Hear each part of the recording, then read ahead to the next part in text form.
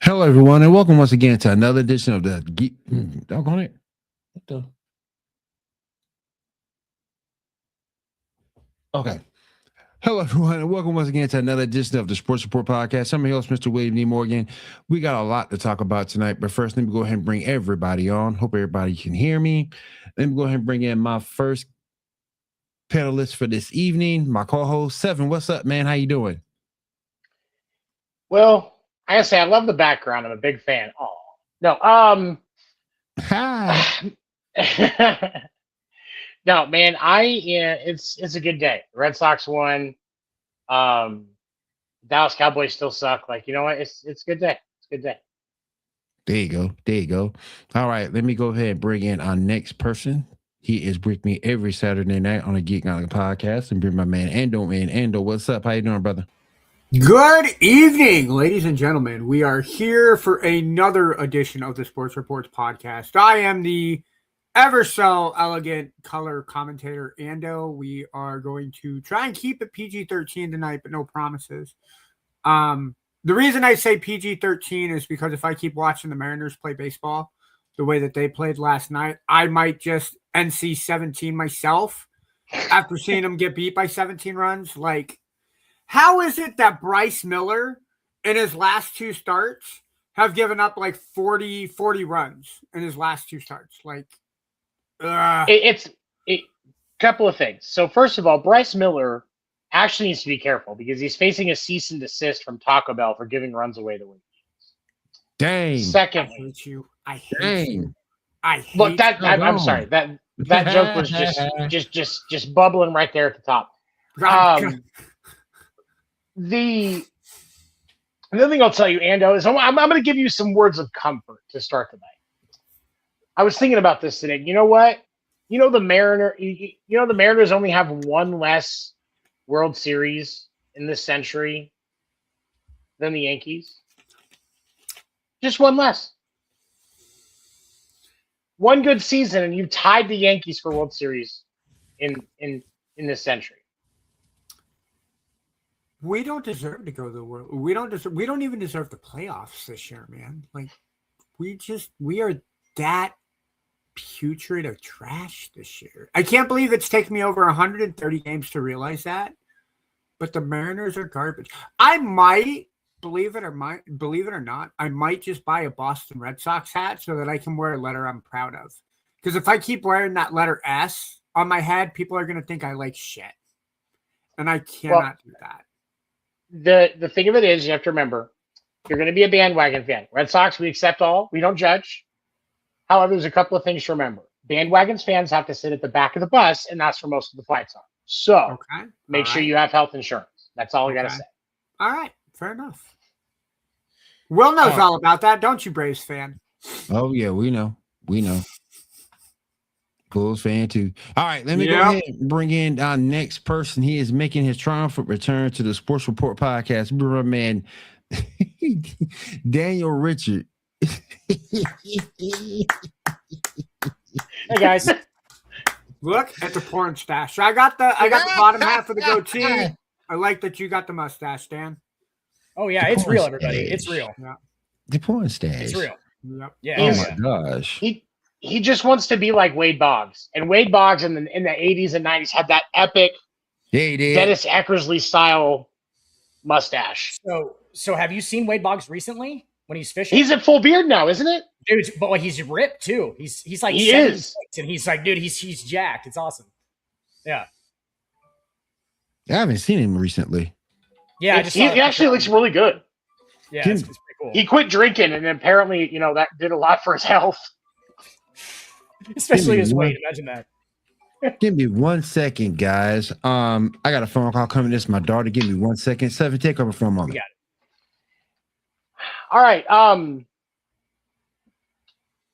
You know what? Let's dive into the first topic. Ando, what's the name of the prospect from the Browns that's going back to college?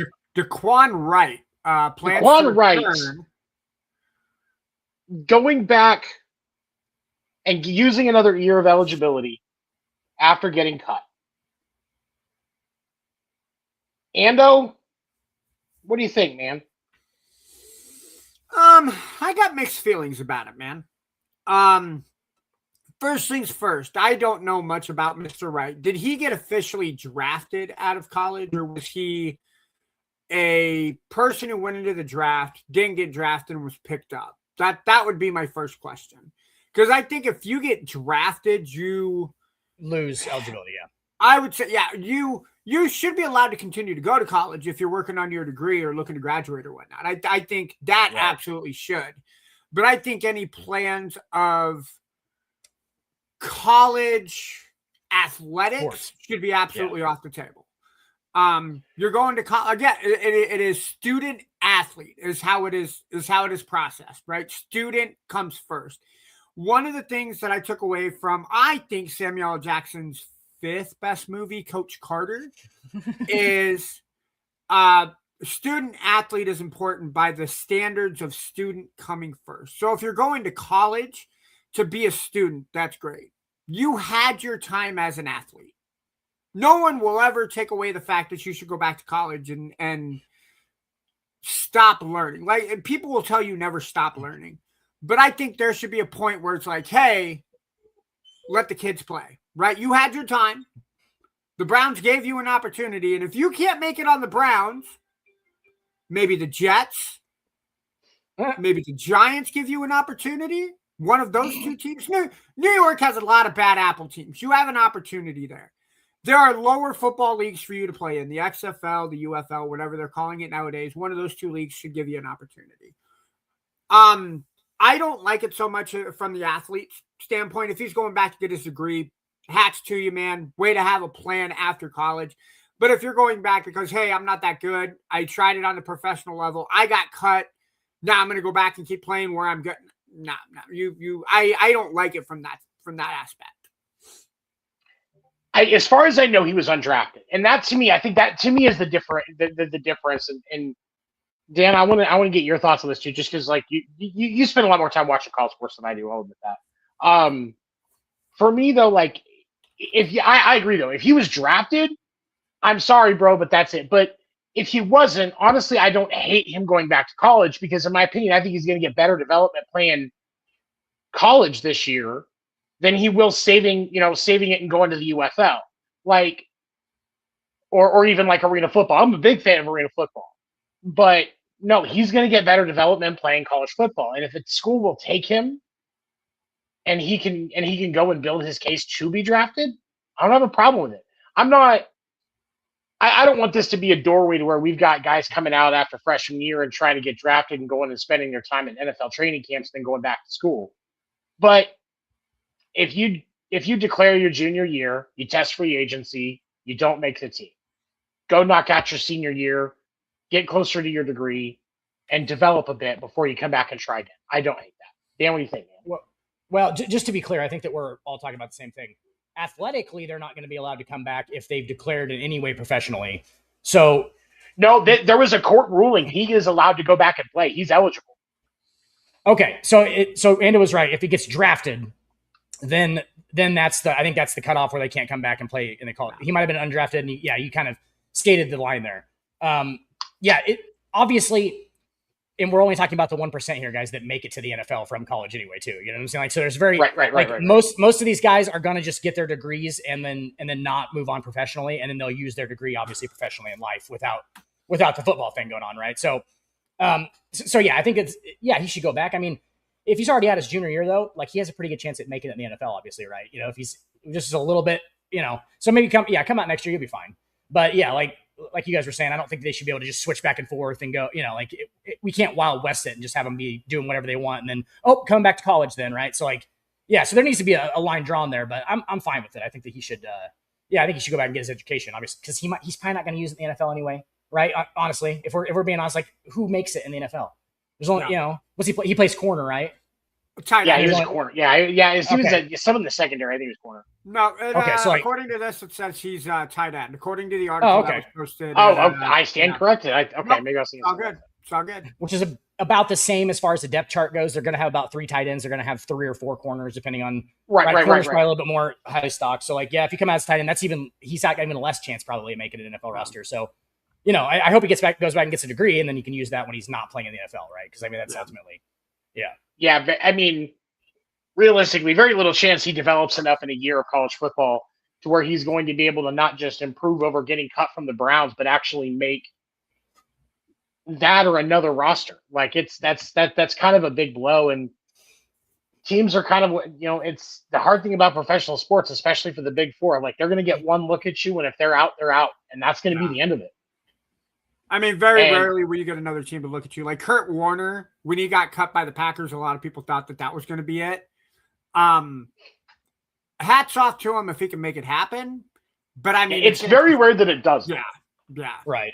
Yeah, most of the guys you're looking at on starting on NFL rosters are first, second, third round picks. Like they were guys who were already going to be start. Like that's what most of the rosters are filled with is actually guys who were going to be starters. Like they're not. Yeah.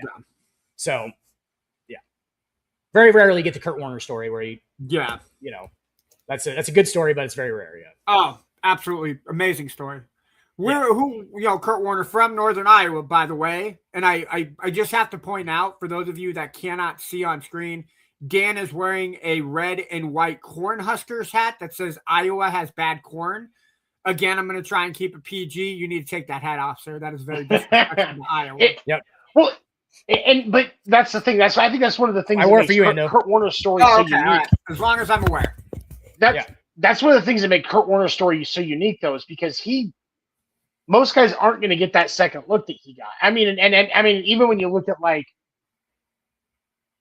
the Arena League in the late '90s when he was playing for the Iowa Barnstormers, like he got laid out multiple times in the championship, and he threw multiple interceptions. Like it was not a good game for him. Yeah. And then 3 years later, he's playing in the Super Bowl.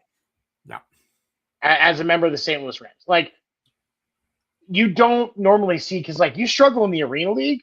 Mm-hmm. Well, where are you going to be selling furniture at? Where are you going to sell cars at? Like Malcolm gets your autograph and buy a car for him. That's normally what happens to those guys.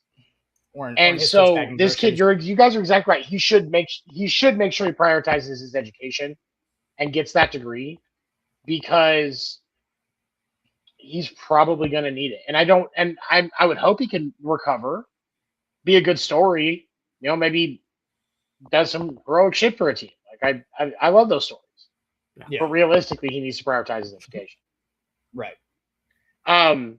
All right, so Deshaun Watson made his return and got booed. Did not handle the press conference well. Imagine a guy with power and control issues getting booed by the fans, rightfully so, in my opinion. And his response is narcissistic. Like who would be shocked? How can you not be shocked by that kind of behavior, right? And then we have Dan Orlovsky today on ESPN actually said that should be the reason why he's not on the team anymore, because of how he handled that situation. Like that's not a leader. That's not someone you want that's a leader in the locker room. And I get that. Dan, was what happened really big enough thing that Deshaun Watson doesn't deserve the chance to start? I mean, if you're separating everything professionally and right, I mean, it's just so weird because it's a different kind of profession where he's one of the very few people that could actually fulfill that position. Does that make sense? I think that he did everything I think that he should get booed. and all of that stuff. Like, it's obviously, we're not going to forget about it. But at the same time, like, if he's the best quarterback, like, I don't know if I'm the person to tell him that he can't professionally do right after, like, yeah, I don't know if he should be professionally stopped from what he's doing, because I don't know how that works as far as like the rarity of what he does for a living. You know what I'm saying? Like, he's one of the very few people that can do what he does for a living and all that stuff. Like, I don't, obviously not a great guy, right? Right. No. But like, just a little. But neither was Babe Ruth. So I'm just gonna, like, we're not the judges of morality here. We're talking about what happens on a football field, which is a game of violence.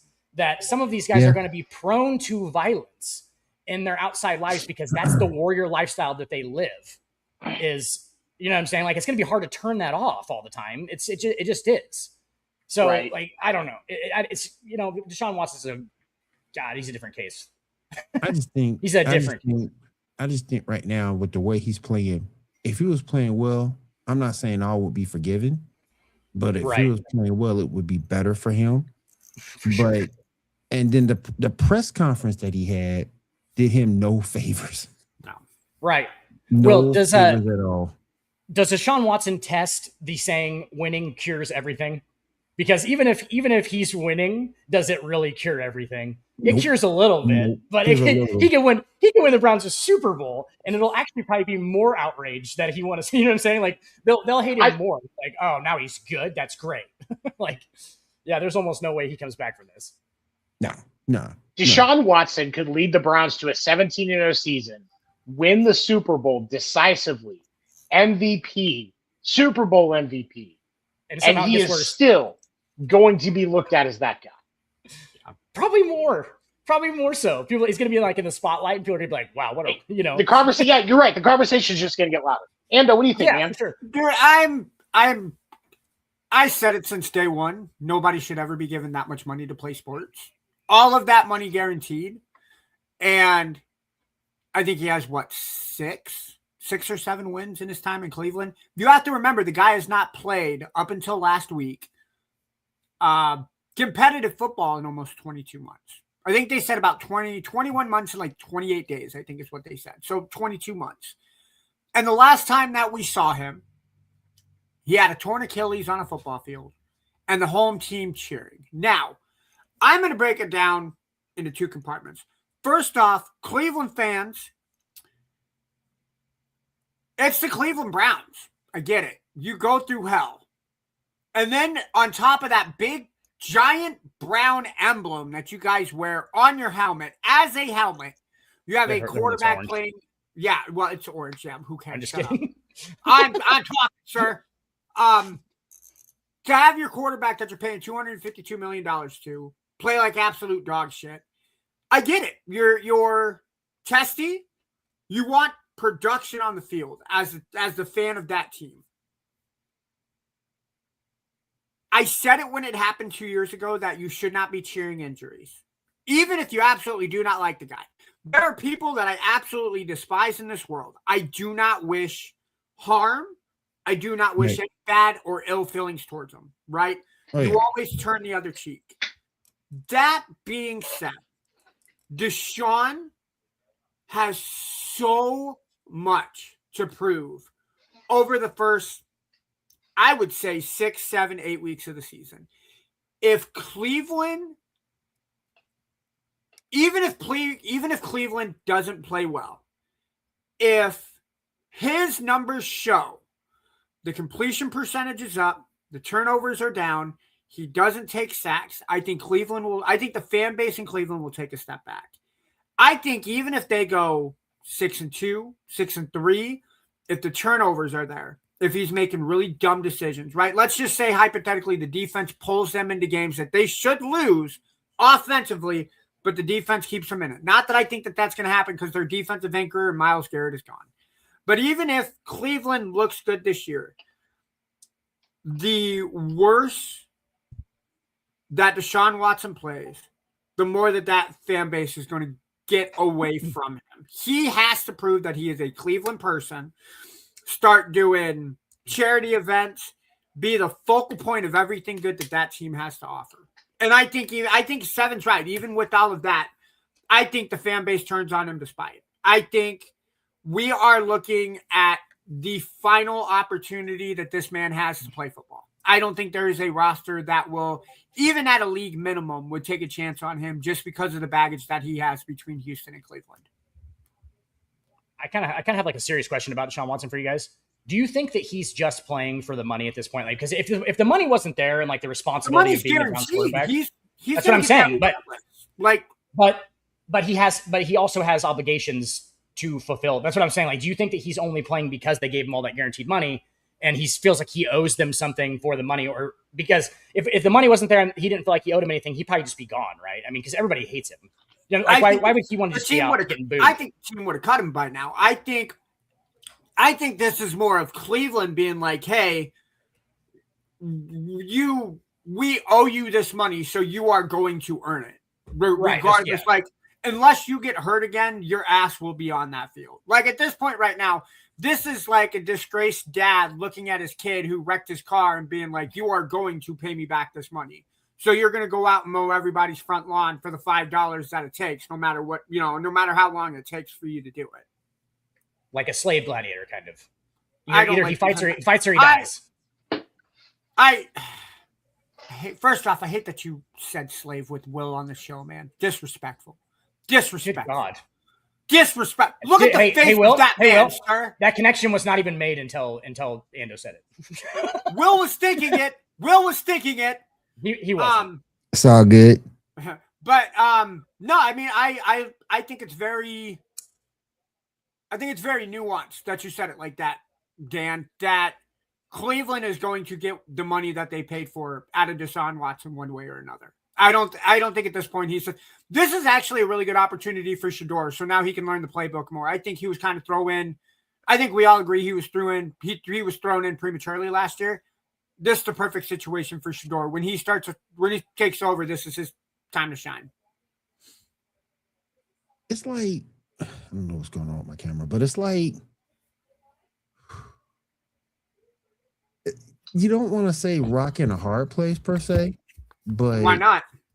Because the reason why I say that is because Shedeur himself isn't where he needs to be. Agreed. It's one thing if he was where he needed to be and you're paying Deshaun all this money, then you could say a rock in a hard place because both guys will be qualified. Shedeur ain't ready. We all know this. He ain't ready. So it's tough, man. I always thought Shedeur myself. Who else? I think Dylan Gabriel is still there as the number 2. Yeah, it's Dylan Gabriel. I'll take a look at the roster real quick, but I'm pretty sure your 3 quarterbacks that you have on that team are Deshaun, Dylan Gabriel, and that have a legitimate shot at starting, right? Because they probably have right now. But, I don't know if it's Madden. Everybody has an opportunity because again, it's the Cleveland, freaking Browns we're talking about, y'all. Damn. Tell me I'm wrong. You ain't lying though. You ain't wrong. I lied. Taylor Green, their rookie that they drafted, I think out of Arkansas, is their 4th-string quarterback. I forgot about him. Okay. Yeah. But he'll probably be a practice squad quarterback if the Browns carried three quarterbacks into the season. Man. Yeah, rookie out of Arkansas. Yep. It's crazy. Did you guys already talk about Mr. Wright's situation? We did. Yep. What's your take on that, Will? I think it's stupid. I think that even though you failed, you have other avenues other than going to college or going back to college. You got the UFL. That's one place you can go, make some money, learn your craft. To go back to the NFL and go back to college after being drafted, going through an NFL training camp. Oh, wait, was he drafted? Yeah, it said he was undrafted. According to the article, it said he was undrafted. Let's say if he was drafted, my opinion changes, but undrafted. Yeah. He's undrafted. He's been through a training camp, been part of a team. That's ridiculous. We need to fix this. This is crazy. You guys do realize that LSU and Daquan Wright is not the only player who signed a big league or that went to the big leagues and then came back. No. An article came out on ESPN today where RJ Luis Jr., who is a 2025 Big East Player of the Year, was granted an injunction to play for the LSU Tigers in basketball despite signing multiple NBA contracts. So he signed a two-way contract with the Jazz, and then had an Exhibit 10 contract to play with the Celtics G League, but was waived from both. So he is headed back to NCAA for the 2025-2026 season. Sorry, 2026-2027 season. Oh my goodness. For undrafted athletes. Yes. Undrafted athletes. Yeah. I don't hate going back to college because the competition is better, especially like the kid for basketball. If he can't even stay on a G League team, where else does he have to go? Yeah. Was he supposed to go to Big Three? Europe. I wouldn't put him on the Big Three team.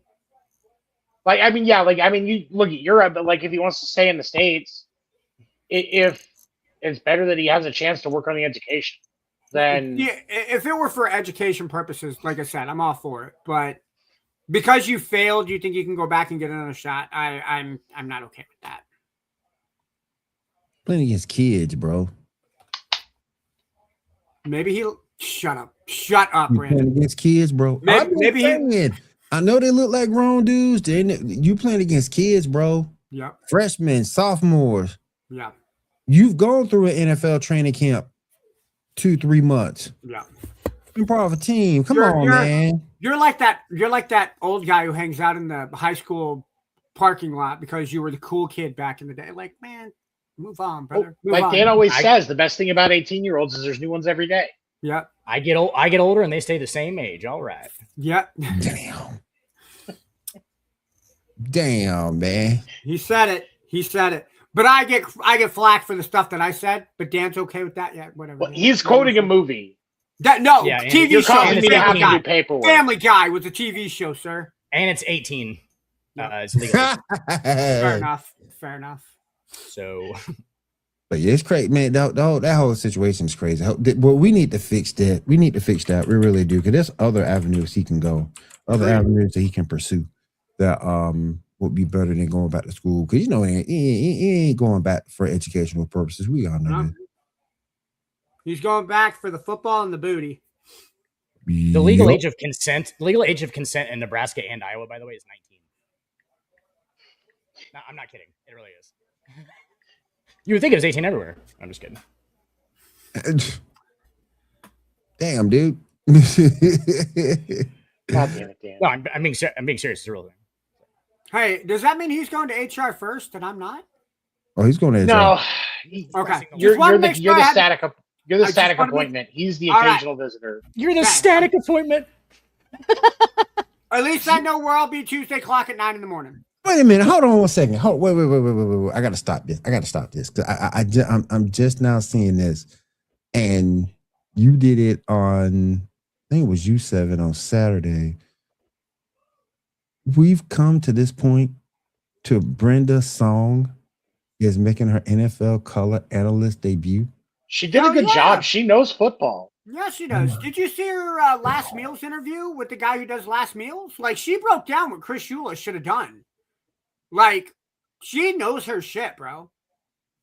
I'll have to watch this. Yeah, I have yet to see her do that. Yeah, no, serious. Go watch clips. Like, there's a little bit of it where you're just like, oh, kind of a little bit of the stereotype there. But like, as far as the actual like content, like the delivery was a little but like content wise, like she knows what she's talking about. Yeah. And I mean, I'm all right with it. I mean, I'd rather listen to her input on a game than Booger McFarland or Tony Ramos. So there are some male. Are there male color volleyball announcers? None with their mics. I really don't know. No, there's male volleyball. They don't want to have to. Coaches. They don't want to have to put like the Lexan in front of the stand so that the volleyballers don't get sprayed with anything. That's more of just a logistics issue. Good God, HR guy. Good God, HR guy. That's our HR representative, ladies and gentlemen. This is the example that we have to follow. Yeah, a spray guard. Yeah, that just shows how bad Ando is because he goes over that. Yeah, like that's what it is. Yeah, I'm offended, sir. Ando tried to get me in trouble earlier. HR guy, he tried to get me in trouble earlier with a slave comment. All right, well, what do we got next, man? All right. It looks like for the 49ers, we're getting George Kittle back. And I wanted to know if the 49ers can get healthy, can they truly compete in the NFC West if they get healthy? So, Dan, I'll let you take this one first, man. Oh, go ahead. Yeah, for sure. That roster's they lost Fred Warner, correct? Fred Warner should be coming back. He should be coming back Oh, soon. he is back. Okay, yeah. So I'll double check to make sure, but I'm He should pretty be coming sure back he's still soon. part of the team. Yep. Yeah. And doesn't it depend a lot on? I mean, Brock Purdy at this point, right? It depends a lot on Brock Purdy and how he plays it. Yeah, Brock's still with him. Yeah. Yeah, I think that their roster can. I mean, yeah, they can definitely compete. That you have obviously you have the Rams over there, which doesn't help them a whole ton. But yeah, I think they can be good for sure. But staying healthy, that's always the question, isn't it? Especially with seems like with the 49ers. Yeah. So, if they can get healthy on paper, right. I still don't like them winning the NFC West. I think the Seahawks, I think it's the Seahawks division to lose, but I think the team in line to take them out are the Rams. The Rams on paper did a hell of a lot more than the 49ers did.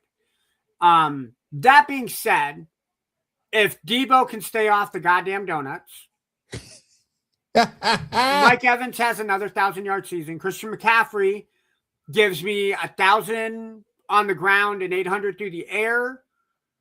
I like Christian Kirk as a third string wide receiver. George Kittle is always a problem. I like the 49ers, but dude, we've talked about this for the last 5 or 6 years. They do not stay healthy. And when they don't stay healthy, they're not competitive. I would argue that if this team takes any more injuries, they have 7 guys, 6 guys. They have 6 guys out of their starting 11 on offense at the moment, questionable to start the season. Yep. Arizona on paper could look as good. I know we're giving Jacoby Brissett and Marvin Harrison a lot of leeway with that. Oh yeah. I don't like the 49ers' chances healthy taking the division, yet alone if they can't stay healthy. What you think, fellas? I think that a lot of that division hinges on whether or not the Seahawks have a Super Bowl. But I also think with the 49ers, I'm at a point with them because the last 5 or 6 years they've had injury issues. The last 5 or 6 years they've had really talented rosters. Yeah.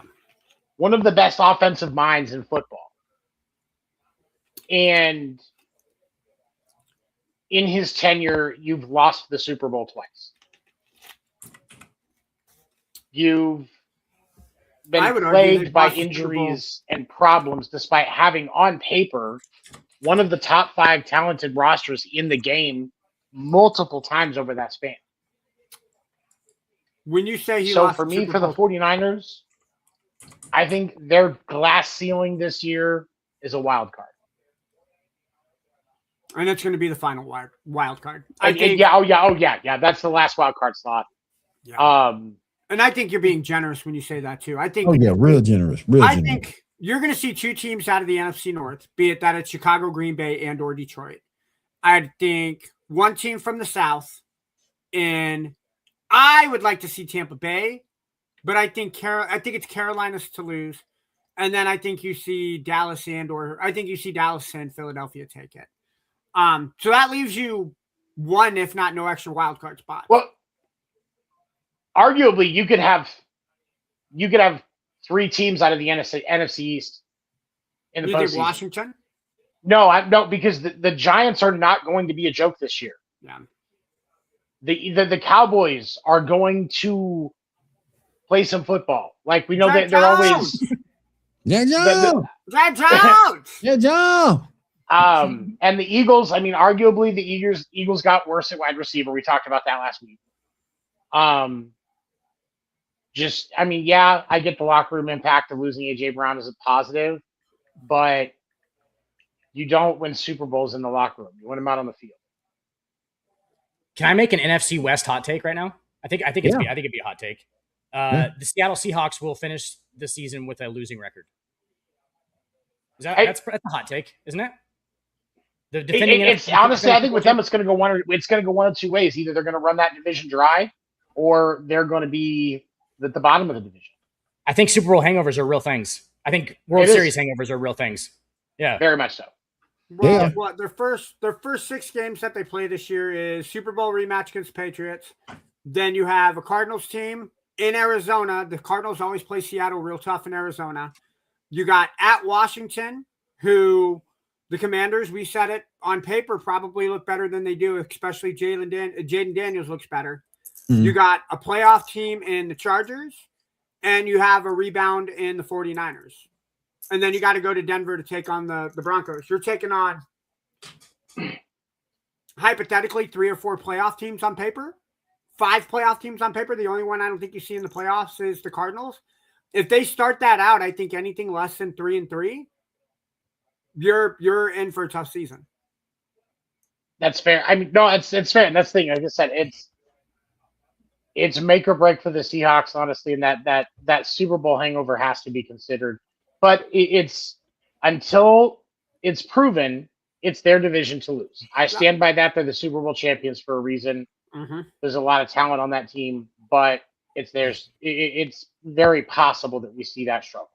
And it's kind of sad to say, but it's like, if anybody's going to have a Super Bowl hangover, Sam Darnold just seems like a guy to have a Super Bowl hangover, doesn't he? Yeah. He just seems like his picture might be in Super Bowl hangover. Like, yeah, it just might be there. Yeah. He's done what he needs to do for his whole career now. Like, his whole career is, you know what I'm saying? Like, so, but Before we bounce away from the NFL, I do want to say that there was a trade announced earlier today between the Patriots and the Texans that, Keontae Booty got traded from the Patriots to the Texans earlier today. That's one more time that Mike Vrabel was looking for a booty call, y'all. Bam! Dropped it right there. Dropped it. Let's go. He had AI write that joke for him. No, He I did. actually was. I'm kidding. I'm kidding. I will stand on principle. I heard Annie Agar say that joke earlier today, and I could not. So you just stole it. So you didn't even have AI Well, do it. first off, it's Annie Agar. Has anybody not seen Annie Agar? She might be the most prettiest Packer fan there is out there, and that's Really? saying something because there's like 9 Packer fans out there. So I mean, hold on though, because like the attractiveness level of Packer fans, like it kind of just depends on when you're drunk. Because like a girl can go from looking at Roseanne Arnold to looking like Annie Agar if you get enough whiskey deep. this is So true. there's a spectrum there. I do got to say this, though. If Annie Agar ever watches this show, I love the content she does with her brother. Her brother, I think, suffers. He suffers from something, and I don't want to say it on camera to be wrong. Palsy. I think so. I think that's where I was going with it. But he rips her ass whenever the Lions beat the Packers. I absolutely love that. Like, it is the funniest stuff to see her just kind of hang her head and her brother just sitting there and shit talking her. Like, I love that. I love when siblings post stuff like that online. I absolutely love it. So did Will. All right. I think 7. You should take it over. What's next? I'm thinking so. Okay, so next, Chiefs O-line has not looked the best in preseason. Ando, you can go ahead and take this first. Is the Chiefs O-line going to be an issue on their path to try and get back to the Super Bowl? It's going to be one of the problems that they have. I think offensively, something is not clicking offensively. I think a lot of it will kind of iron itself out when Patrick Mahomes comes back. I am not happy with the way Justin Fields is playing. I actually would argue that for the final preseason game, we have Garrett Nussmeier start and see how he plays with the first and second team. I really like how he's thrown the ball in the preseason. But I would argue to say the offensive line is, I think, one of 3 problems that we have. We still don't have a running game, even with Kenneth Walker. Nope. And the receivers, just for whatever reason, are not making catches the way that they need to. I think the offensive line will be the biggest concern because I think everything else will iron itself out. Yeah, for us Chiefs fans who watched the 3 Super Bowl wins in the 8 years of dominance, we could be looking at another rebuilding year this year, guys. So just kind of be ready for that. I don't know that it's a rebuild year, but I think that there's concerns that need to be addressed, and with the fact, I think a lot of the rhythm issues, because a lot of Kansas City's issues right now are just rhythm. Yeah, and I think that when you deal with a lot of staffing changes, the will he won't he for Kelsey, and now you're looking at the fact that you've got Eric the Enemy back, who's one of the biggest hard asses in football, and I mean that respectfully. Like I love him as a coach. Absolutely, way better than Matt Nagy. Way better, but at the same time, there's some adjustment there, and so I do think Kansas City is going to look rough out of the gate, but I also think that Brett Veach should be doing everything he can right now to try and find an available piece at a cost that makes sense to add some depth to that line at least. Maybe find somebody that you can plug into your weakest spot. Yeah. And I will say this: Creed Humphrey is a good guy and a natural leader. I think he's got to do some more to get these guys into a tighter act, especially for that line. He's the leader there. He needs to do a little bit more. And I can't do everything if he's making sure they know their assignments and they're still messing up what they're supposed to do. Like, that's not his fault. But I do think we need to see some of Creed's leadership in that O-line room, especially when it comes to looking at film and breaking down and how they need to be doing things. Because I think out of everybody on that line, he knows the offense the best. I think out of everybody in the offensive room, he probably knows the offense in the top 5. Between him and Trey Smith, and when they get Trey Smith back, I think that will be a major plus that they got. I will say I'll agree with that. Yeah, I will say this though: the bright spot for the Chiefs' offense in their first 2 preseason games, and I know I said the Chiefs haven't been running the ball well as a team, but I got to give a shout out to Dan Emmett Johnson from Nebraska. If the Mercado has any issues in the first couple of weeks, Johnson's going to take that second string running back behind Kenneth Walker. That kid's a beast. He reminds me of Pacheco when he's running downhill.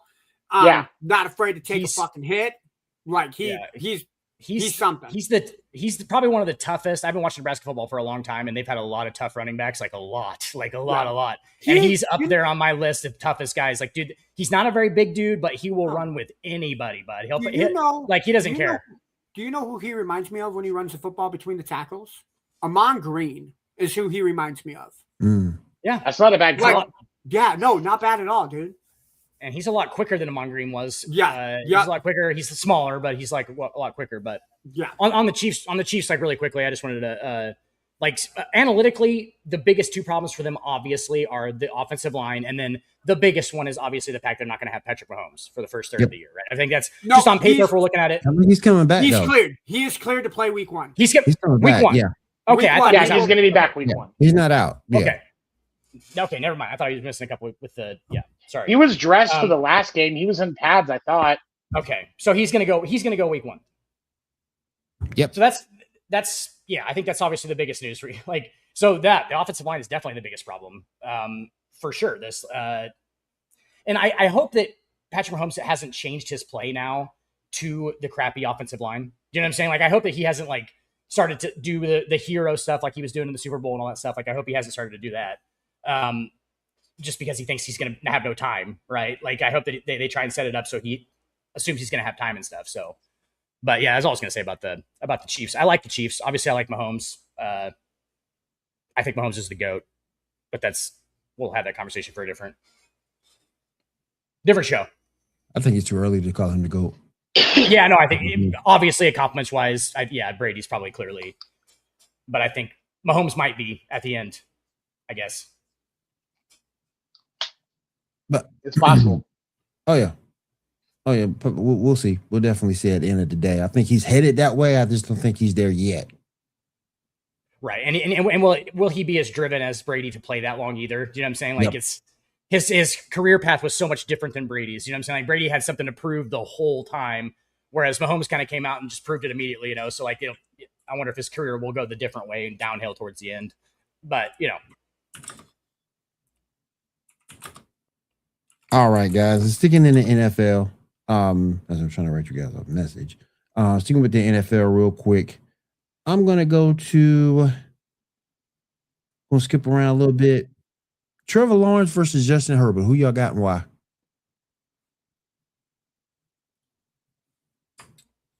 Go ahead, Dan. I can take it. I'm going to take Herbert. Good choice. And it's purely because his arm talent is just that great to me that I can't not. I think that if you could put Trevor Lawrence's awareness into Justin Herbert, I think you'd have a top 5 quarterback. I think that there are a lot of benefits to Sunshine and what he brings to the table. He's gotten the Jags into the playoffs, despite them being in a very difficult road to be able to do so. And I respect that. But when I look at talent, I would take Herbert. I would take Herbert all day simply because there are passes that Justin Herbert completes that Trevor Lawrence could never. But I haven't really seen enough out of Trevor Lawrence to say any plays that he does that Justin Herbert couldn't.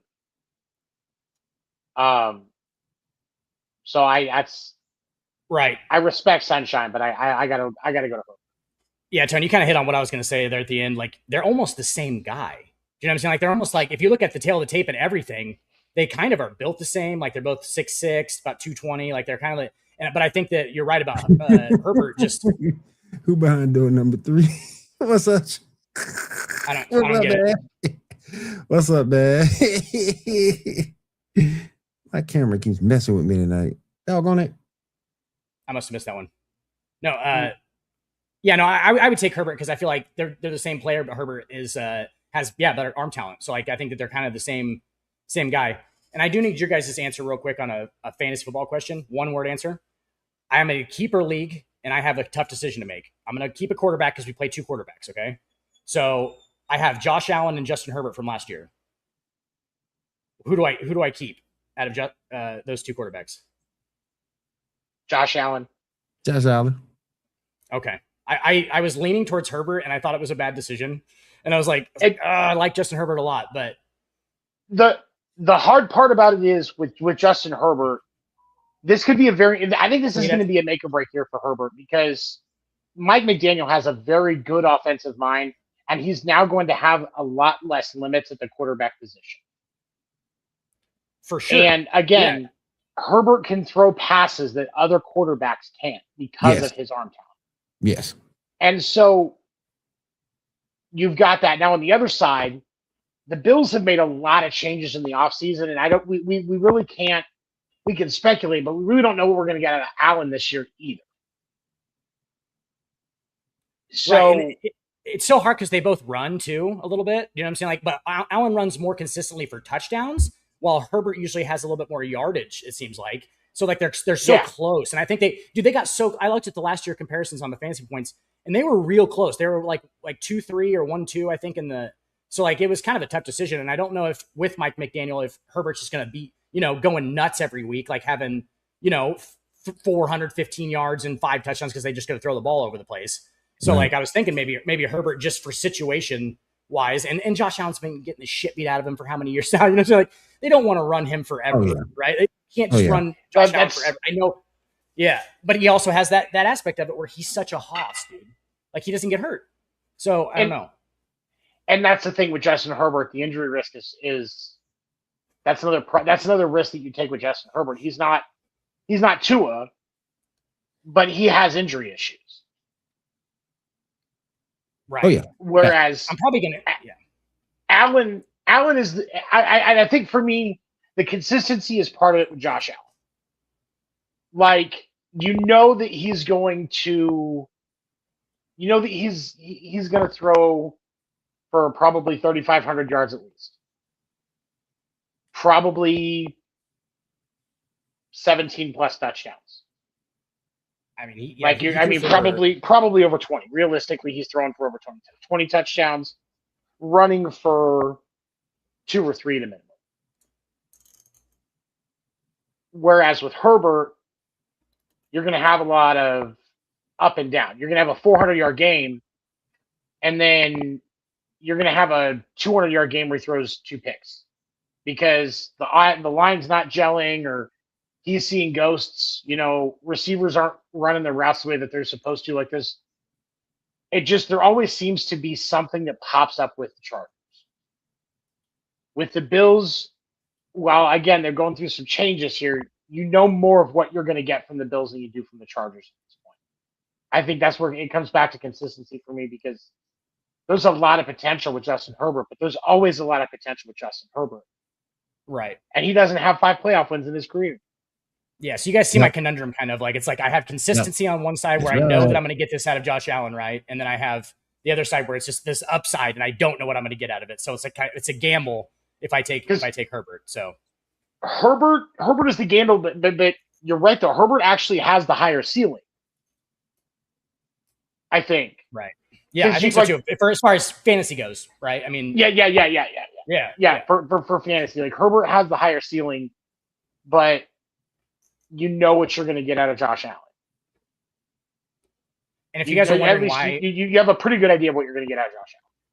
If you're wondering why I have Justin Herbert and Josh Allen, I'm pretty sure most of the guys in my league didn't see that we start 2 quarterbacks.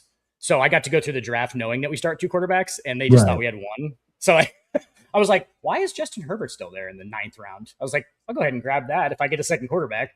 But yeah, so that's how that happened. But yeah, I agree with you guys. I'll probably do Allen. I like it. All right. Next question I have. Bo Nix is back with the Denver Broncos after going through surgery. How pivotal would his play be for the Broncos this season? I like the Broncos to win that. I love the Broncos to win that AFC West.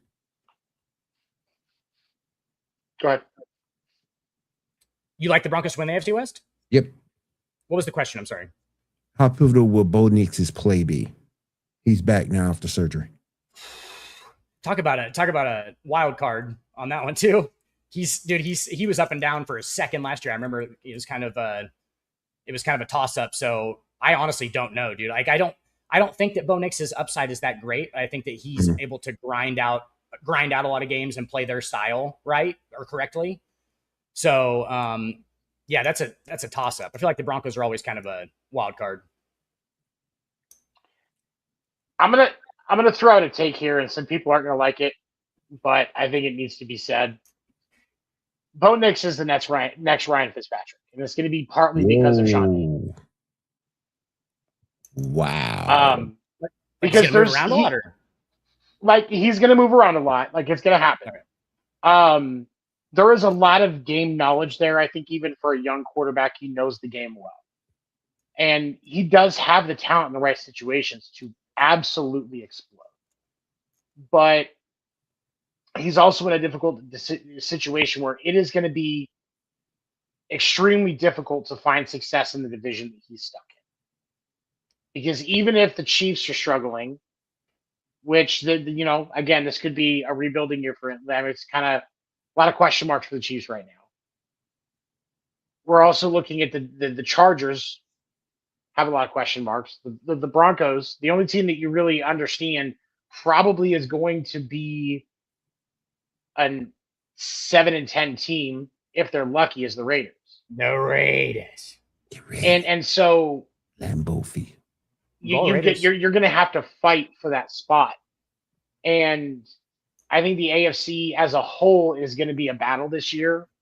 I think there's a lot of teams that are going to rebound and show their face, that are going to make the wild card competitions and the divisional competitions that much tougher.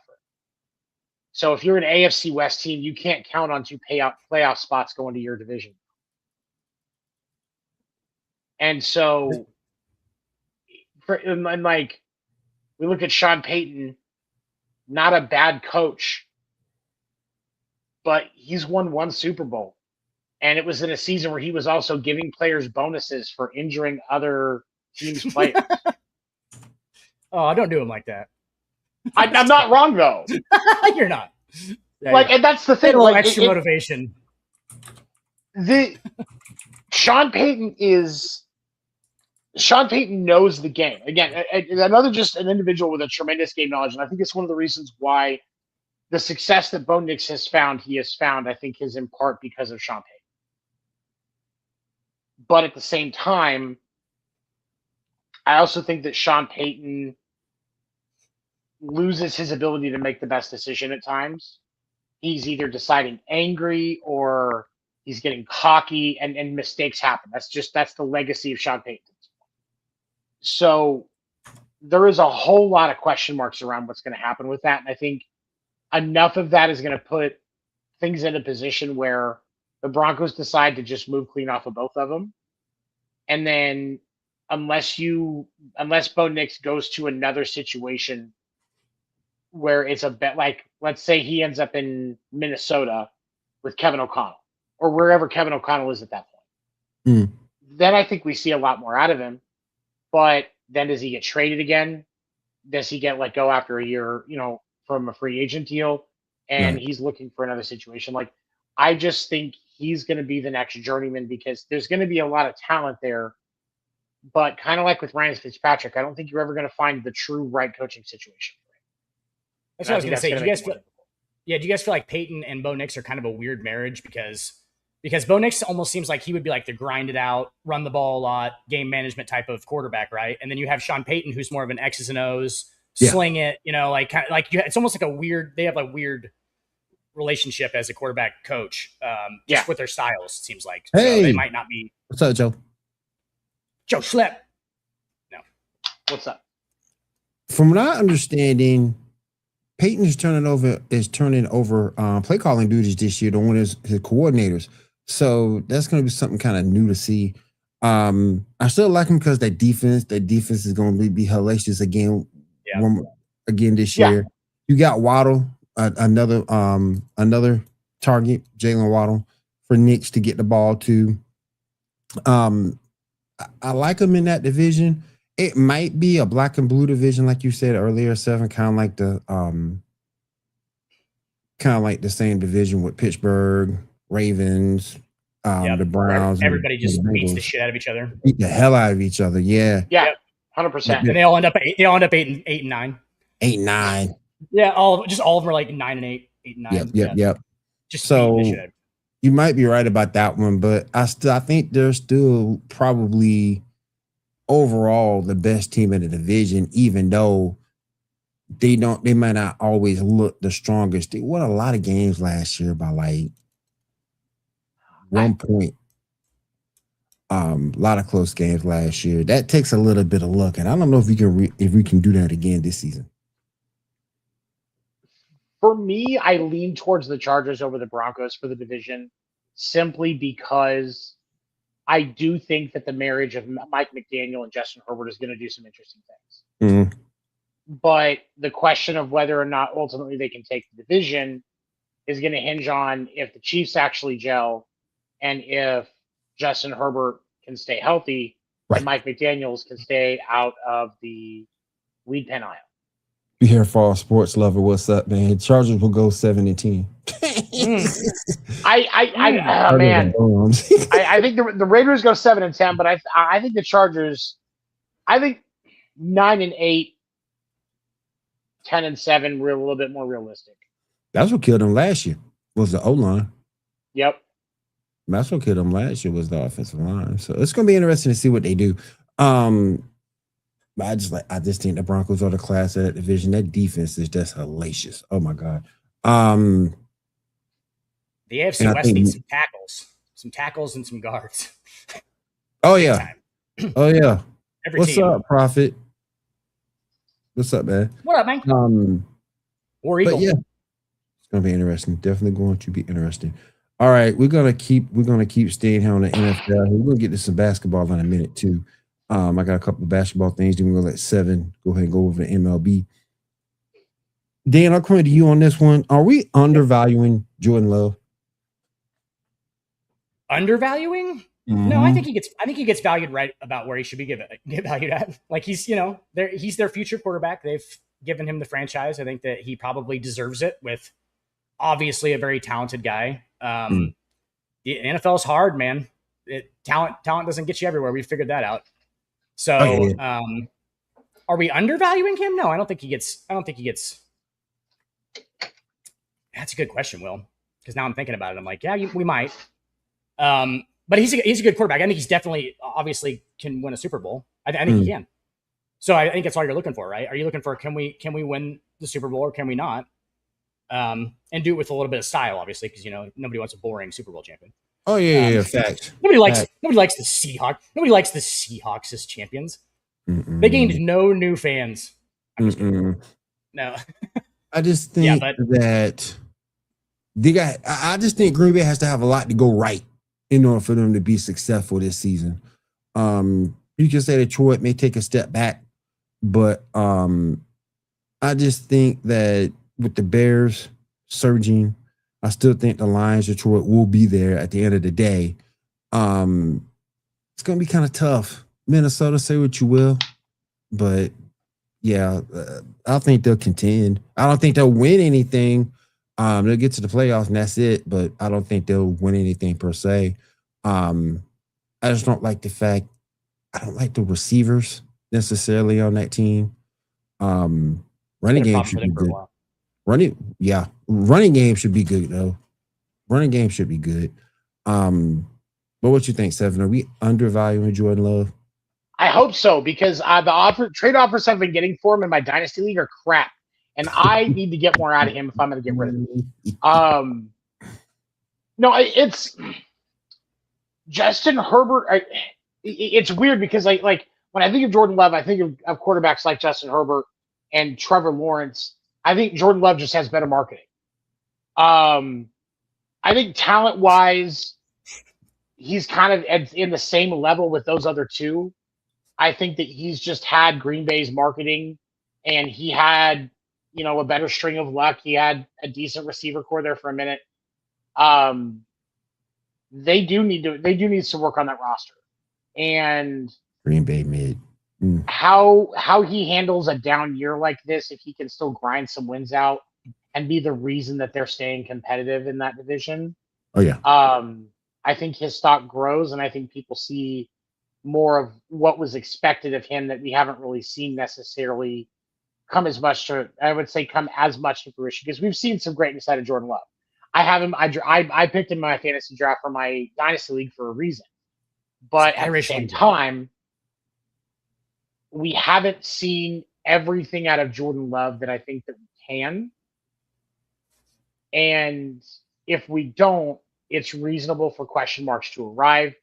But he has earned more leeway than Herbert or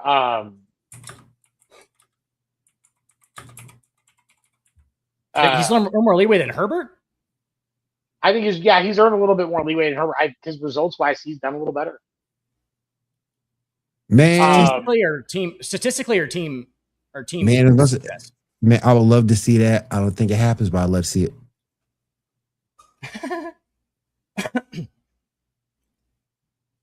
Saints ain't winning shit. I just think as far as, statistically, they're probably not too far off from each other. And like I said, talent-wise, they're on the same level. And like I said, I think that he has just had, I think one of the things that's in his favor, he has better marketing than Herbert. He has better marketing than Sunshine. And that's one of the things that's working in his favor.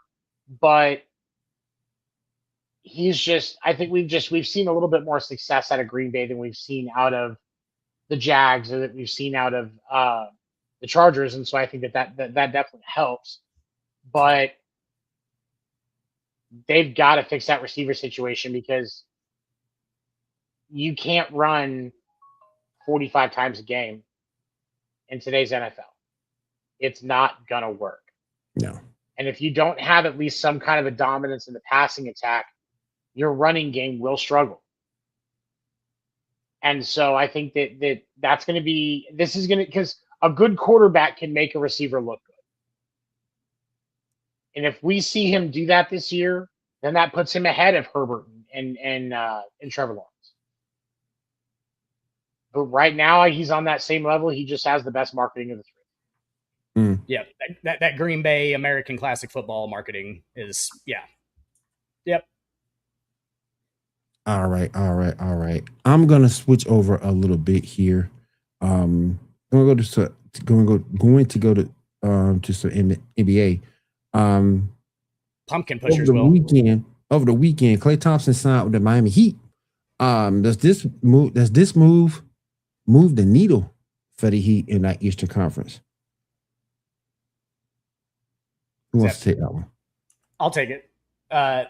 No, Clay Thompson is not a player at the level to be able to change that much at this point. I don't think. I mean, he's a quality shooter, obviously. He's a spot up shooter, obviously. He used to be a very, very good defender. The older he gets, the more that declines.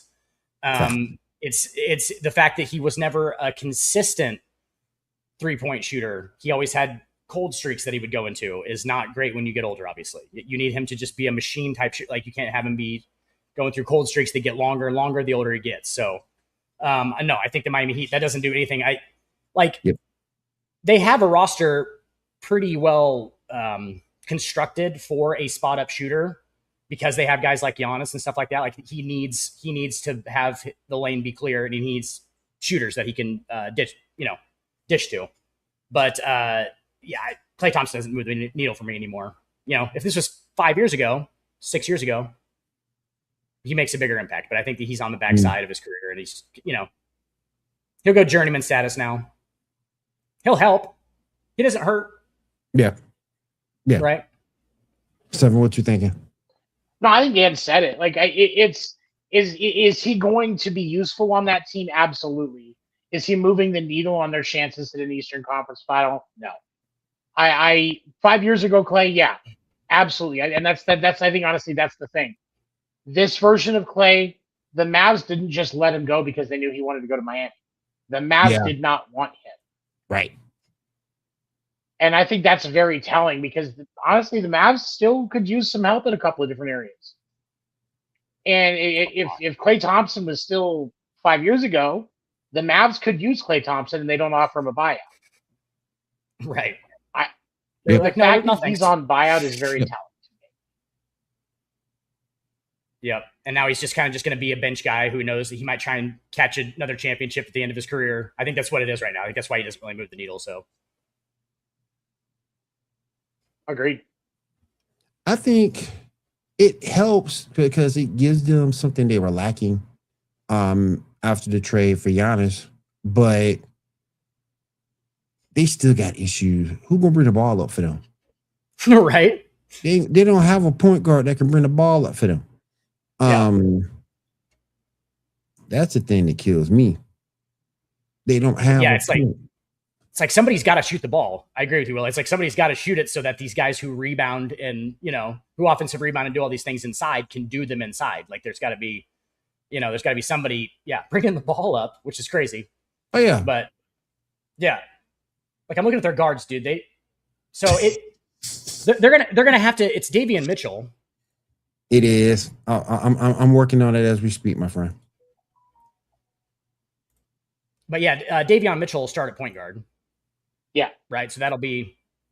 Yes, Giannis will probably bring the ball up. That's fine. Eventually, probably will. I mean, sometime obviously, but and he's kind of right about that. They don't do it as much as they used to do in like the 90s. The 90s was literally like pass the ball in, right, and they would take 5-6 seconds across half court and then set up an offense on that side of the court. It's so much fast break now that I don't think that it's as important to have somebody who's that floor general type point guard. But you do have to have somebody out there who who can handle the ball and be relaxed with it. Because I feel like if you have two guys who are not really relaxed dribbling the ball, it is Bam Adebayo and Giannis. Like, not saying they're bad ball handlers, but they just get kind of sporadic sometimes as far as like they can't, you're not going to trap Giannis and expect him not to make a bad decision sometimes. Right. So I get what you're saying with that. I mean, you don't want them bringing up the ball anyway. Like, you want somebody who's going to be comfortable with that and give Giannis, give Bam, give those guys, Clay, whoever else, give those guys the ability to get set. And then whether you're breaking a play or ever, just trying to find a lane. Oh yeah. Like, you want them waiting for the ball, not walking up with it. So I think that they're still going to be useful for that, to have that solid point guard, because I think distribution is going to matter on that team. But I honestly, I still don't know that Miami's really more than a first round team at this point. Yeah. I'm just super interested to see how they actually play, just to see where they're going to try and score points at. Like, are they going to do a pick and roll because I don't know if they have somebody who's capable. Obviously, they have a picker, right, and a guy who can roll. But do they have a guy who can handle the ball through those, right? And they have plenty of the roller guy. They have a lot of that. But do they have a guy who can set the offense up first is the real question, and how they're going to approach that as far as some of their limitations is interesting. So we'll see. Oh yeah, we definitely see. All right, last question I got for the NBA. Last thing that I have for the show. Then we get over to 7. Prime Barkley, Prime Charles Barkley, or Prime Clyde Drexler. Who y'all taking and why? This is a greater than, less than. It's they play a different position too, so it's weird. Like, do I want the guard slasher and Clyde Drexler playmaker, or do I want the consistency and the rebounding of? I don't. In today's era, I definitely take Clyde Drexler. Yeah. If I'm getting him right now, I get Clyde. I'm taking Clyde Drexler. If it's in the 90s, I'll probably take Barkley. That's the thing. So like, I don't. It's with the rebounding and like, yeah, because I think Charles Barkley. Honestly, this might be a hot take. I don't know if Charles Barkley makes an NBA roster right now. In today's league? Yeah, I don't know if he does because of the position that he plays at 6'7" or whatever. Like, I don't know. You know what I'm saying? Like, I don't know if he makes it because like he ain't running on the wing with guys. So he better get taller or get faster, basically. But I think that some of these guys today, like the speed, just because of how much more speed is a component in today's game. It wasn't in the 90s. And so I think for Barkley was very intentional with how he developed and the skills that he focused on. So I think that if Barkley was coming up in today's game, like these kids are, I think that you see Barkley move a little bit more.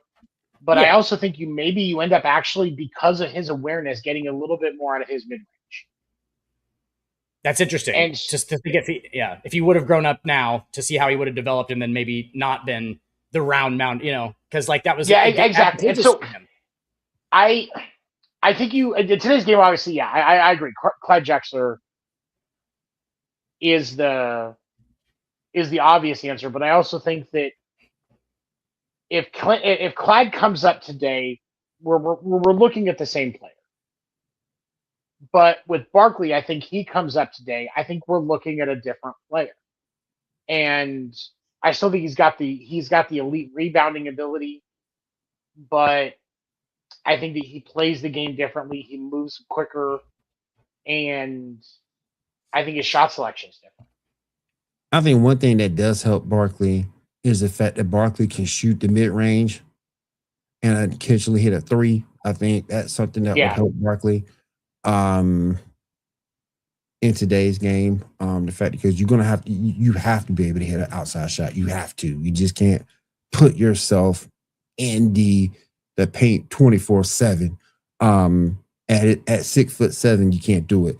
Right. But I do think he will hit. He can hit perimeter jumpers. That will help him. He can run the floor. He can pass the basketball. That would help him. But in today's game, everything does favor Clyde. In today's game, it favors him. But back in the 90s, Chuck all day. Chuck all day. Yeah, that's what I'm saying. It's like it's such a hard question too, because are we talking about them just like in their prime in the era that they played in? I probably take Barkley. But if we're talking about how it translates, their talent translates to today, it's probably Clyde. So they're really real close though. Both fucking legends, obviously. Oh yeah, heck yeah. All right, that's all I got. I'm gonna move everything over to 7. What you got today for us? Well, it's perfect that Dan's here because this makes the topic easy. One of the better series that you're going to see towards the end of the season happens this weekend in Yankee Stadium. As of tonight, with Boston beating the Marlins, the Red Sox are only 2.5 games behind the Yankees for that first wild card slot. And the Yankees didn't play today, but that battle in Yankee Stadium this weekend is going to be very, very telling for what we're going to see out of both teams for the rest of the season. And I feel like they're, especially when you look at the fact that out of the AL West, whoever takes that 3 seed is going to, there's a potential for them to come in with a losing record. And then you're going to have whoever that last wild card slot is, which right now I think standing wise, I want to say it's the Twins or the Tigers, and that's anybody's series. Astros and Detroit. The Astros are a shell of themselves this year. They've done better since the All-Star break. And then you've got Boston and New York playing each other. Boston wants to have a home game because they're starting to get energy at Fenway that they haven't had because they started the season so terribly. New York wants it because, Yankee Stadium. That is a home field advantage in and of itself, and even I'll admit that as a Sox fan. Dan, as you look at this series and how the rest of the season is going to go, how much of an impact do you think this weekend has? I do agree with you that it's going to be a really fun series to watch, obviously, because it's going to be high. They're close in the standings. It'll be classic Yankees, Red Sox. We all know we know about that, especially as Red Sox Yankees fan. The biggest, obviously, factor that we're missing out if we're talking about the playoffs in the future, whether or not we're going to get home field advantage, we don't have Aaron Judge. So Aaron Judge changes the way that our entire offense functions, and he's good defensively too. But obviously, our offense is the issue right now. Our pitching is fantastic, and that's carrying us along. We're winning a lot of 3-1, 2-0 games, which is weird as a Yankees fan. And our offense is kind of anemic. But Aaron Judge changes our entire offense and the complexity of the whole offense. So I think that that's such a huge factor. But this weekend, it's going to be a good one. It should be a good I think if we had Aaron Judge, I would feel much more comfortable about our matchup consistently against Boston. But obviously, we don't know exactly when Aaron Judge is going to return. So, this weekend will be fun, though. And I know Kyle, I saw your comment about it's the Astros and the Guardians are kind of looking at that, who you're looking at that last slot right now. But if the Astros win the West, that probably ends up putting the Guardians or the Tigers in that last slot or the Twins, because those 3 teams have been very up and down this year, and nobody expected the White Sox to do what they're doing. But right now, all of those teams are floundering. And so with the fact that whoever wins the AL West, there is no clear winner in that division right now. All 3 of those teams that are still in it are just not great. There's no other way to put it. They are not great right now. Just atrocious. And so you end up going into a situation where if you're New York or Boston, you really hope that whoever takes that 6 seed takes out the Astros in the first round. And in the wild card. Yeah. And the reason behind that is if they don't, you're playing Tampa Bay. Yeah. If they do, you're playing probably Chicago. Because as of right now, that's the Central is Chicago's division to lose. And you would much rather have that divisional round be against Chicago than against Tampa Bay, because they're playing on a different stratosphere right now. See, isn't that creating problems with the playoff seeding, though, where we did the division winners get the higher seed? You know what I'm saying? Because then we're getting wild card winners that have better records than the division winners, but the division winners get automatically. So then I feel like the seeding should be changed so that doesn't happen. Exactly what you're talking about. Where it should, yeah. and that's a completely different discussion. If you win your division, you're guaranteed a playoff spot, but it's still reseeded based on records. Because honestly, right now, if you look at it, Boston is actually, when you look at the American League, a very telling team stat right now is Boston has been staying right around that second in run differential in the American League and 3rd or 4th overall in the league. And so as you look at how they're going to finish the season, realistically, it's entirely possible. Let's say Boston does well this weekend, finishes the season well, they get that first wild card slot.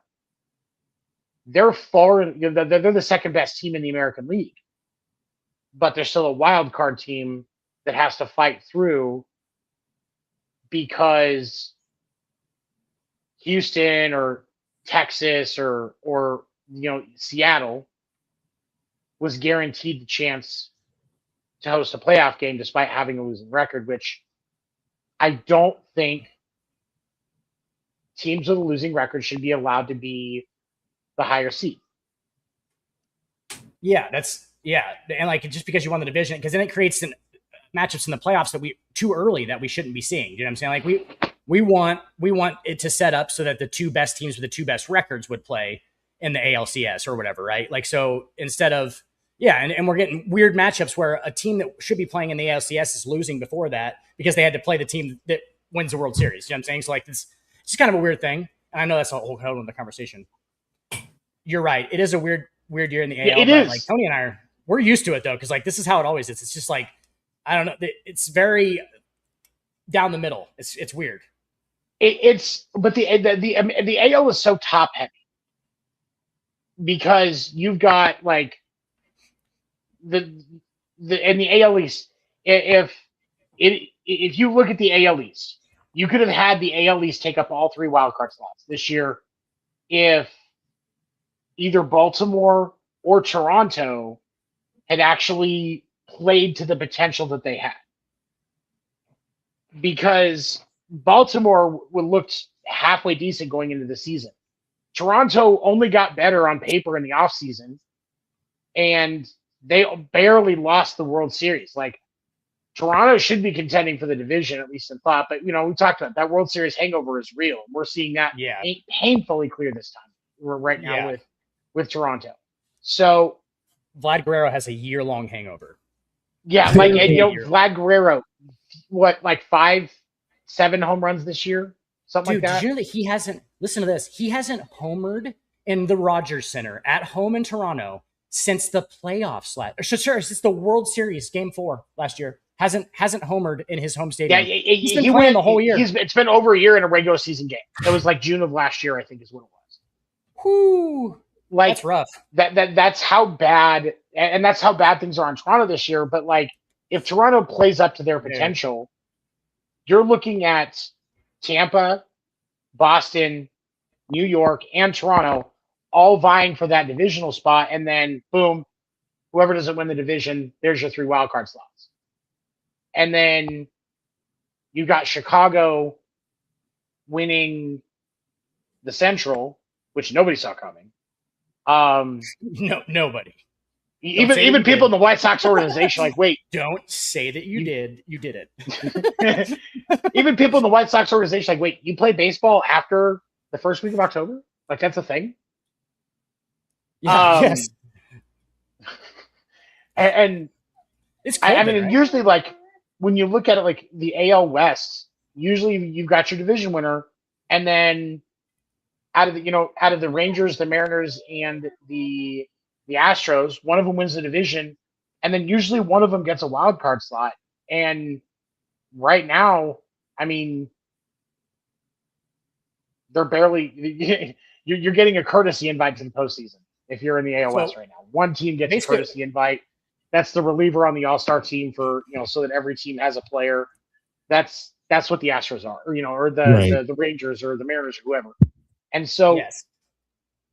But I mean, the series this weekend is going to be huge. I mean, Boston should have at least Trevor Story back by this weekend, if not also Roman Anthony.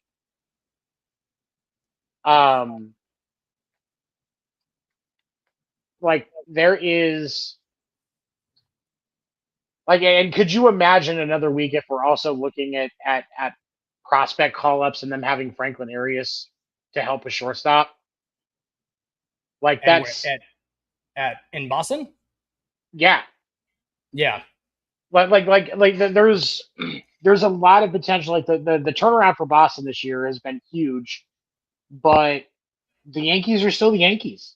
And we've just been consistent. Despite, the loss of Aaron Judge, they've been, they've stayed at or around 500 since he left. Yep. With all the time that Judge has been gone, this is the closest that this is almost the closest because like last week or the week before, Boston was like right there. But like this is almost the closest that Boston has been, with one exception, the entire season. And so and like the league has got to be loving this because the ratings this weekend for all three games are going to be huge. One is probably And you're going to see a little breath of life in that Red Sox Yankees rivalry, which I think is going to be great. Would like to see for sure. Like let me see somebody puff their chest up to Aroldis Chapman so he kind of lays him out and gets to rest for 10 games before the postseason. Like that. There you go. I'd be okay with that. Like that's what we're doing with Judge, right? He can. Oh play yeah. We're just letting him hang out. Like we're just like, hey, we need you ready for October, bud. Just rubbing his shoulders. Yeah, that's what they're doing. And that's the thing. Like, and honestly, I think that's what's going on with Crochet is you can't tell me that he's, as long as he's been down, that he's just now getting back into his throwing program. Yeah. Like, they're looking at how if they can just scrape along, right, and just stay in the same spot. And if they can't, they'll bring him back or whatever. But they're just going to hope they can scrape. Well, the Red Sox haven't been scraping, obviously. They've been winning a ton. But the recovery. I think Crochet comes back sooner or just completely stays out so that they can save his arm if Boston doesn't make the turnaround that they do. But now that they made the turnaround that he did, rather than have him sit and save his arm in a doomed season, you're looking at the potential of having your starting rotation going into the postseason be Garrett Crochet, Sonny Gray, Ranger Suarez, Peyton Tolley, and Justin Bennett. But in the playoffs, you're only going to need three of those. You're only going to need three, maybe four. So I mean, so you'll have four, and I think Peyton gets moved to the third starter, and Ranger Suarez is your fourth, and his is almost treated as more of a bullpen day, because you don't. And the thing of it is, the Boston has figured out when it comes to Peyton Tolley, you get the best out of him on 5 days rest. So Boston, if they really want to get that power out of Peyton Tolley, they're running a 4-man rotation in the postseason. They don't have a choice. Because he needs that rest.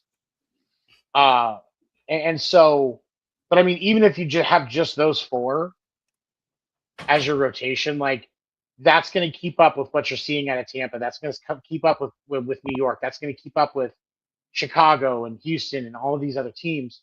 But you're right though on the seeding because, like, really, Yankees Red Sox should be a divisional round matchup. Yeah, it should be further along. Yeah, and bullpen Bayo, who that's a resurgence to his career as well. Him coming out of the bullpen because they can get 4 or 5 innings out of him if they need to. If Peyton's having a bad day, or Ranger still hasn't found it because he's been struggling since he came back from his injury, and so you get 2 or 3 out of Ranger, and then you have Bello come walk you down for 4 innings, and then you're ready to go set up your 7th inning reliever, your setup man, your closer. So there's a lot of potential out of that team. But now this weekend I think is going to be very telling because, and this is no disrespect to the Yankees, but without Aaron Judge there, the Red Sox should at least take 2 of 3. Yeah. Should. I mean, and if we're talking about the 3 and 4-man rotations too, the Yankees are going to go Max Schlittler, Garrett Cole, Max Fried, and have Ryan Weathers, Carlos Rodon, and Will Warren as a 4 or 5 option, which is ridiculous. Like that, the first 3 there. Oh yeah, it's stacked. Those are 3 aces. That's that's why I don't say that Boston has the best rotation going in the postseason, because I think that New York's is up there, and I think that Tampa's rotation does not get enough credit for what they've done this year. Dude, they're so consistent, and they're so consistent, and they know how to pitch. Obviously, the pitching coaches is great, and like they're just they're very professional as far as how they approach things, and you should never take them lightly. Really, the Rays organization does not get enough credit. That's one person who is undervalued. Is whoever's pulling the strings in Tampa needs to be paid more money. I don't care what they're doing because those guys are geniuses. They really are. Their roster building is second to none because they have $110 million payroll and they have arguably one of the top 3 teams in baseball right now. It's nuts every year. And every year, like the season they had 107 wins, it was like $140 million payroll. And they don't beat themselves. That's actually a really good point. Yeah, no, and that's the thing is like they don't. They play a lot of error free. Like you see the fundamentals. They're just taking what's in front of them. It's a lot of the way the Rays play baseball is what Boston started doing that kind of brought them out of the funk they were in. Right. We saw Boston. Boston had the most bunts in the league in July as a team. Oh no, you're right. Red Sox. The league would love Red Sox, Yankees, in the ALCS. And will that ever happen because they're in the same division? Or it does, right? I mean, before. I was going to say it sets up like that, so it just has to set up like that, right? I mean, what it has to be is, I mean, realistically, you've got to have one of them win the division and one of them get that first wild card slot, and then you have to have the other two, like the 6, like the 5 and the 6 or the 4 and the 6 have to win their series and go into the division round, and then they have to win in the division round. And then you can see them. Like it would have to set up very specifically for it to happen, but it is still possible to see the Red Sox and Yankees in the ALCS. It's just very rare. And I don't know if it's the best matchup for that. Like, yes, MLB would love it, but I don't know if it's the best matchup we can get in the ALCS. No, I think honestly, the league does not want Rays, White Sox in the ALCS. No. The league does not want that. And so the hard part is for the league, like you want the Yankees or the Red Sox in the ALCS if you're the league. So you want that wild card matchup between the two to be very, and then whoever that is, you're going to ride them in. And you honestly want to hope that one of them can move up and take the division, whether it's Tampa or New York, or whether it's Boston or New York. One of them moves up and takes the division from Tampa, then you're putting off that Yankees-Red Sox matchup for at least another round, where you can get 5 or 7 games out of it, potentially, and have it, give you a little bit better ratings deeper in the playoffs, and then get one of them. That way you have a better chance of getting one of them to the ALCS. Yeah, and the better it seems like the Yankees-Red Sox play, the better the Rays just keep battening down the hatches and, winning series. They just consistently do it, stay ahead of us. The Rays beat the Tigers today 4-1. Like the Rays,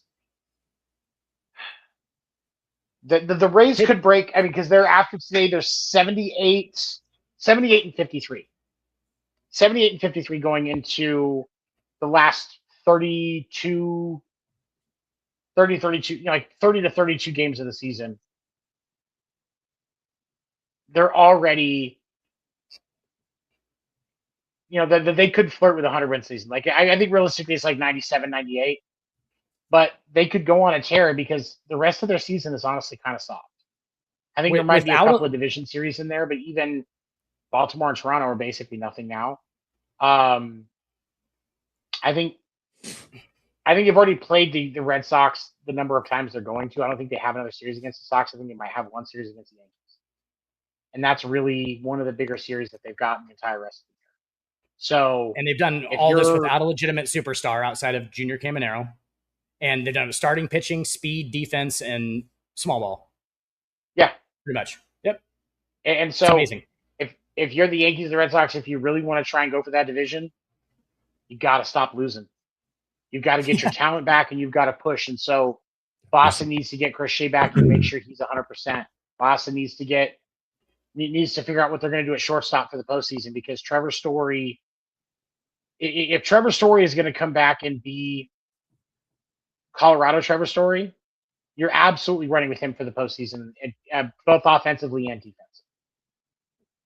But if he's not, he's got the great defense, but he doesn't have the bat, then you have to start asking questions. Are you putting Roman Anthony over there? Because he's played a little short before. Are you giving IKF the shot? Because he's actually done kind of well in that role a couple of times with Boston this year. And he's getting ready to come back as well. Like, regardless, it's a problem kind of, though. You know what I'm saying? If you're right. It's a problem, and it is kind of a bad problem because it's a question mark. Like, you shouldn't have a question mark at one of the most important positions in your infield. Right. Your catcher No. and your shortstop, you should not have a question mark at all, ever. If you're a major league team. Right. Because you can take ground balls for a week and play second or third.